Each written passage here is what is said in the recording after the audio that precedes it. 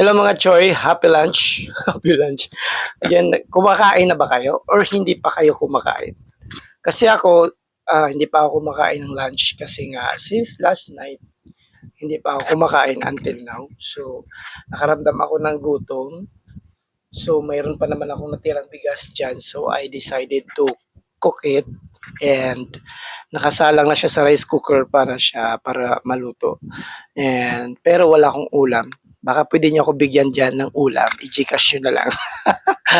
But anyway guys, thank you so much po sa mga sumusuporta sa atin dito sa ating 3 months old account here sa Facebook. Thank you so much guys. So sa mga nagpa-follow and of course sa mga continuous reacting my videos and sharing and put the comments, thank you so much from the bottom of my heart, and I know um, marami ding magpa-follow sa inyo, and I know somehow or someday sabay-sabay tayong ma-monetize.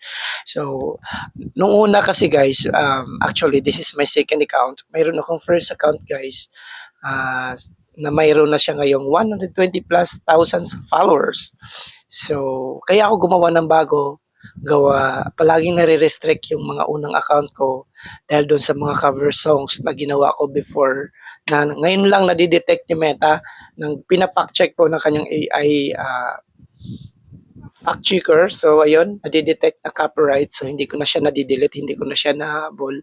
Kaya nakaka-receive na lang ako ng notification na restrict na yung account ko. So mas nare-restrict pa yung account ko na ginagamitan ko ng ginagawan ko ng content ng cover songs compare sa ginagamitan ko ng music, no? Wag po kayong maniwala na hindi pwedeng gumamit ng music. Allowed po tayo gumamit ng music.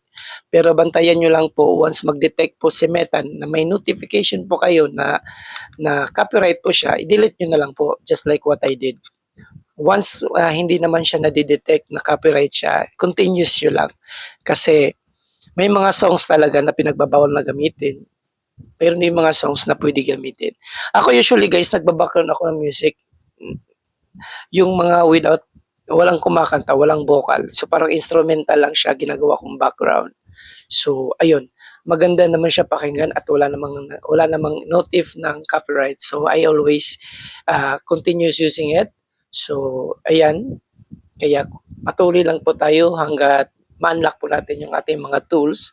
And I hope guys, you don't forget to always follow me and to support me here on my accounts. And I will do the same thing for you guys. And I know somehow and someday every one of us makakatikim rin ng sweldo dito sa Facebook.